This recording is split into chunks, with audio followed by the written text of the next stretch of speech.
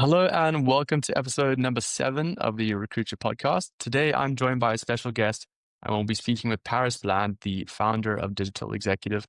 Paris has started multiple businesses across events, tourism, and now nearshoring, including grossing over $1.3 million in sales at Mattress Firm and becoming the youngest store manager in Austin. So, Paris, thank you so much for joining. I'm really looking forward to today's conversation. Yeah, thanks, Harrison, for having me. I appreciate it. Awesome. Let's jump into it. So you mentioned starting Digital Executive by taking a few meetings to see what was out there and ended up landing 3 contracts. What's been the biggest misconception that US companies have about nearshoring, and how do you find yourself overcoming that? I think it has to be that it's low skilled labor. There's a lot of, Fiverr, Upwork, some of these just almost like call them virtual task rabbits, essentially, where you're paying somebody a very low wage and they're coming in, they're doing a small piece of the job. Really, what we specialize in and what you find in South America is the talent is similar to talent that you would get in the United States, right? Like, especially in the places that we hire, the education's very high. The work culture is very similar to the US because they've had so many large Fortune 500 companies come in and invest in certain specific areas. So the work culture is so similar that it really does almost feel like you have a US based employee. So getting people to shift that mind frame of like, hey, no, this is not somebody that's going to be working on the periphery of your team. They're going to be an essential team member. They're going to come in, they're going to have ideas. And even pairing that with cost too. I think that's been the biggest hurdle because so many folks, they've had a bad experience because they've hired somebody very part time in the Philippines or maybe India, and then switching to South America and getting that cultural shift. It's a stark difference. You have to think about it as a US based hire. Right. So it's almost like a US based hire, just literally in a different country. But the quality is still there, the talent's still there. Yeah. And I think really the work culture too. The work culture is the same. It's very, very similar. So yeah, the integration's a lot easier. And I've actually noticed sometimes when people they'll get used to working with a completely different work culture, shifting back to South America can sometimes be challenging because people just won't take being talked to in a specific way or a certain way. Very interesting. So you mentioned India and Philippines, and then people kind of finding better fits in Latin America. Previously, you worked at a company that had half their team in India, and this was kind of like the light bulb, as I understand it, for you to start Digital Executive. Can you tell me a little bit about that experience and how it shaped you wanting to start your company now? Yeah, absolutely. This was a big aha moment for me because I'd always worked in South America. I've had some other companies that I started, um, and we'd always hired in South America. That always had been my hiring pool. So I didn't really realize how prevalent it was for people to outsource their developers to India. In the company that I was working for specifically, I just remember there were so many miscommunication issues. And this isn't true for every company, right? Every company is different. But at the one that I was at specifically, it was a constant miscommunication. I have this very distinct memory of the CEO having a conversation with one of the developers, and he asked, "Hey, is this done?" And the guy replied, "Okay, yeah." And I remember the CEO goes, "Great, it's done." And I said, wait, let's hold up because we talked yesterday and I don't think that this feature is done. So I asked him, he goes, no. I was saying I'll go get it done. And it was that communication lost us so much time because the US team was thinking that things were done when they weren't. And it was just a language barrier. Also, we were taking meetings really late at night. I remember being up till 11 p.m., midnight, sometimes 3 a.m., just working with the team. And there was so much time that was lost because if they at 3 a.m. had a snag and they're waiting on the US team to reply, it was really ineffective. And so I thought, okay, why don't we at least try to put some of the sales team in South America? That way it's the same time zone. We're communicating at the same time. We're not sending messages to people at 4 a.m. Um, and once we made that shift, it really did make a huge difference. That was really the light bulb moment for me on, okay, this is a more viable path, at least for soft skills. Again, development teams are a little bit different. I think you can really build your culture where you'd like, but specifically for soft skill roles. And I went to a networking event and I remember, gosh, this was an early stage networking event. I think every single person there, they didn't even have a business, they had an idea.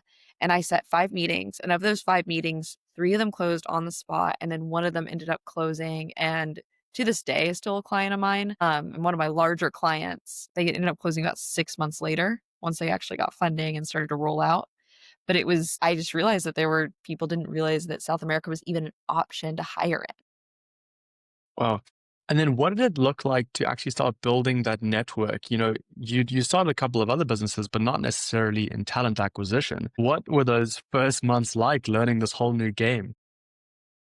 So I'd done a little bit of hiring, but I wasn't a recruiter when I started this company, which is crazy. But I honestly think that works to our benefit, because we don't and even when I hire now, I don't hire people that are trained recruiters. Most of my recruiters are former business owners or they're former managers.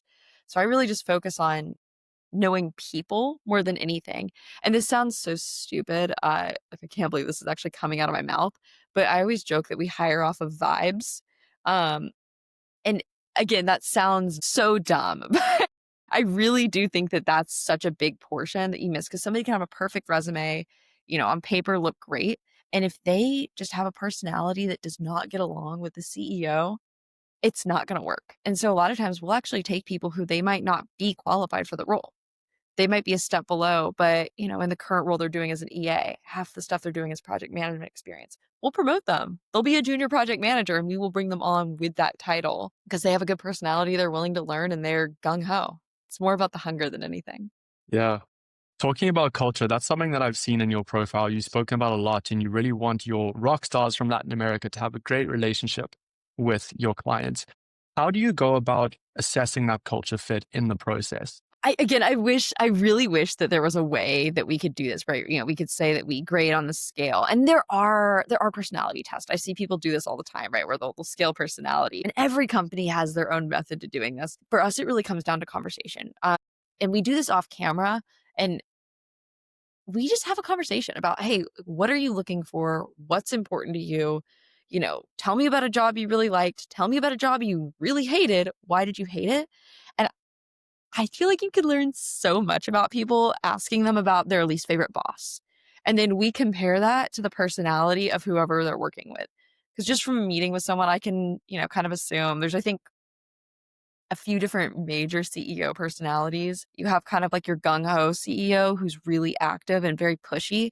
You have to put them with a type A person. You have to put them with a person like we hire a lot of moms for those types of roles who are used to having 15 balls in the air and can just multitask really well. And then you have, CEOs who are sometimes a little bit more absent minded. They're dropping all the balls themselves. So they need someone to kind of come in and organize everything. We tend to hire a lot more type B personalities for that, which seems odd, but I don't know why it works. And then, you also have CEOs who are maybe somewhere in between or their time is just divided and they really need someone who's going to be a high level operator. So those are really like the three tropes that we hire under. Yeah. But yeah, we mainly work with CEOs and it's about finding we call it like professional matchmaking, right? Their pair. Yeah. No, I think that's an awesome insight. And I haven't thought about that before to think about the type of the CEO and then matching up or even balancing the kind of person that they're going to work with. One of the things, obviously, hiring from Latin America, these are rock stars. And one of the big things is the cost differential, in addition to the culture aspect. What does the typical cost differential look like in terms of hiring from Latin America, say through digital executive versus going onshore, like in the US? It's about a 75% difference. So, on average, right, if you're looking and again, it'll vary pretty widely dependent on what type, but usually between 60 and 75% cost savings.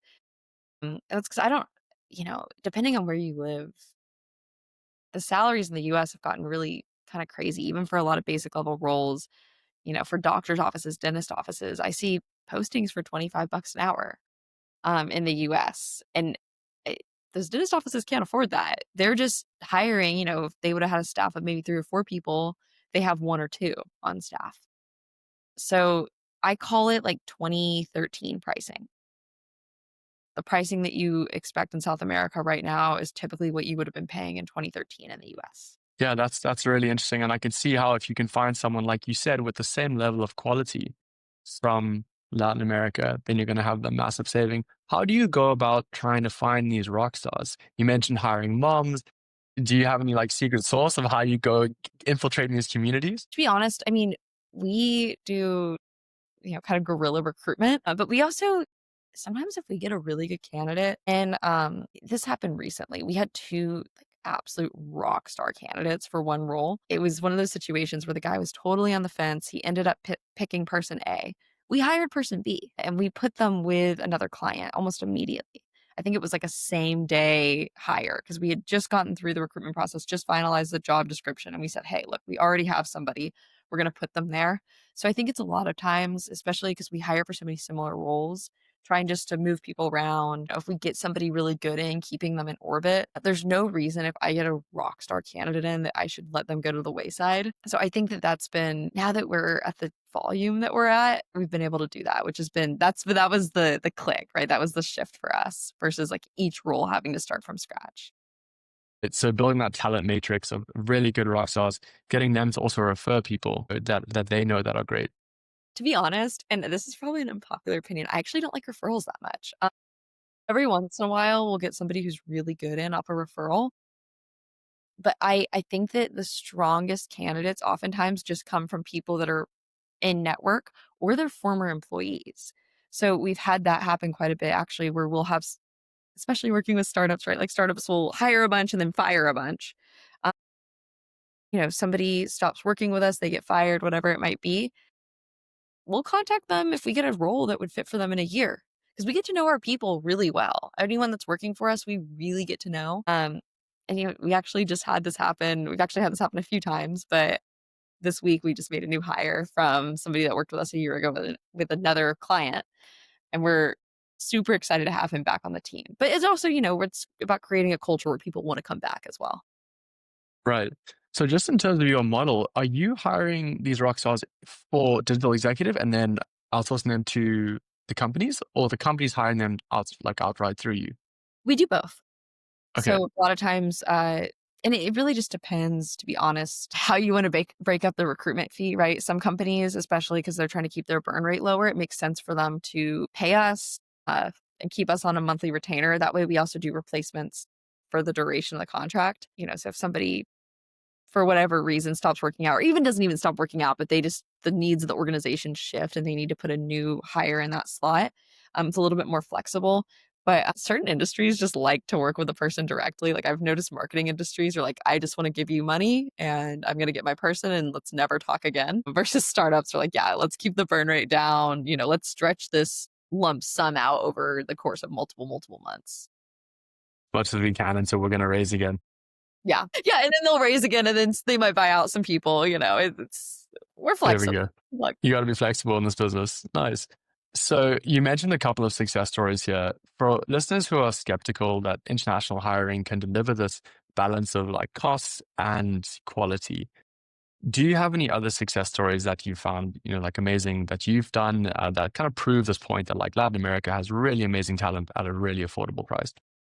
yeah, I think one of my favorites, we have multiple people that have worked for us for, like, 3 separate years, and that's really cool to see, right? That, they've had multiple clients over the course of 3 years. They've been with us the entire time.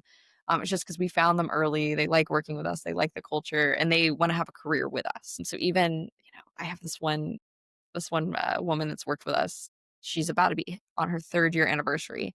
But the first client that she was assigned, they loved her. But their company, unfortunately, saw a really serious downturn. So they had to let her go. They tried to keep her on part time, but they just didn't have the capital coming in for it.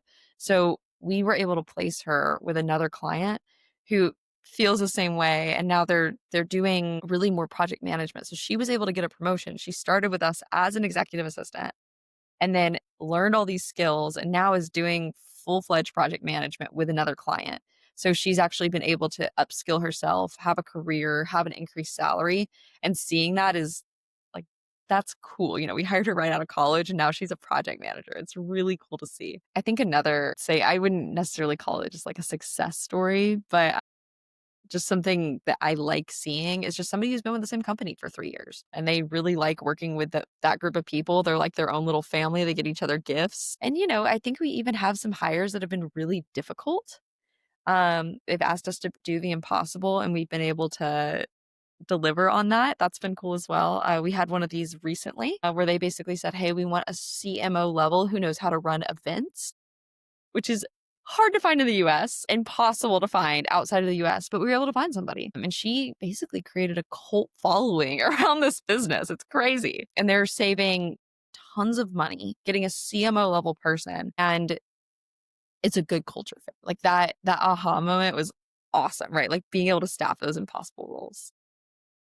Oh, those are some good stories. And then in terms of so you got the culture side, you got the talent side. You mentioned like you want someone who's been in a company, say 3 years, obviously not too job hoppy.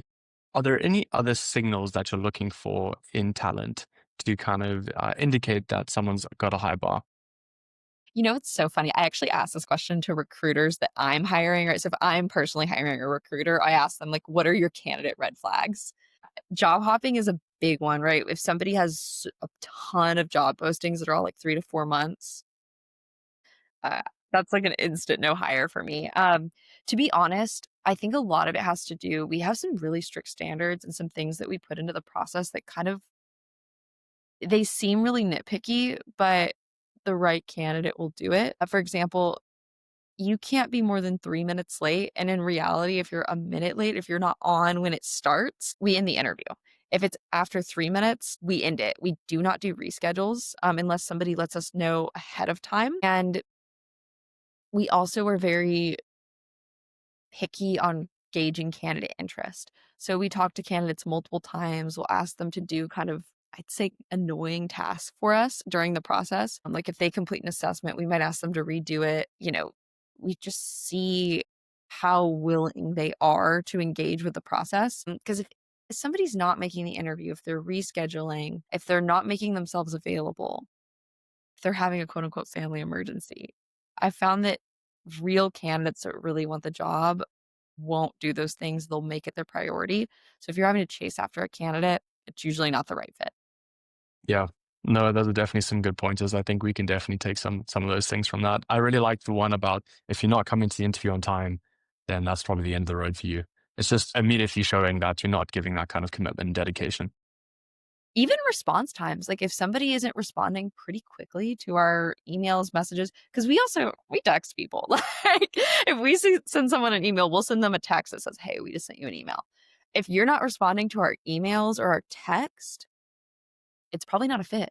And it's just we don't want to waste our clients' time too and present them a candidate who's going to get the offer and reject it or just not want the actual job because it happens. And even with everything we do, sometimes it still happens, but candidate interest is the number, I think, apart from basic qualifications, is the number one thing you need to pay attention to when hiring. Awesome. All right. Well, we're nearly near the end. I've got one more question for you. So you've grown digital executive for the past 3 years. What skill sets are you seeing becoming the most important coming out of Latin America and that's being demanded from the US? Yeah. So things have shifted quite a bit. I remember we hired a virtual assistant position when I first started. And this sounds so stupid to say now, but they literally hired this person to sit on their Zoom recordings and take notes, which is crazy now, right? Because you have so many, you have Otter, Gemini, Firefly. Like, there's so many different things that you can use. So we're seeing a lot of these like basic entry level roles be replaced by AI, right? Those jobs don't exist anymore. They're AI jobs. A lot of cold calling jobs are kind of going by the wayside. We have seen an increase though. People are still hiring. They're still using that budget. But let's say they would have hired a virtual assistant that they wanted to have social media presence or social media experience. That same company is just hiring a social media manager now, and maybe they still have one or two VA tasks. So it has been cool to see the shift into skilled roles and skilled labor. That was something I was surprised to see with AI. Everyone always asks me, oh, AI is coming for these jobs. I'm like, yeah, AI is replacing really low level skilled jobs, but it's allowing companies to just hire for specific roles that are going to propel the company and be a more valuable hire to the company in the future. Right.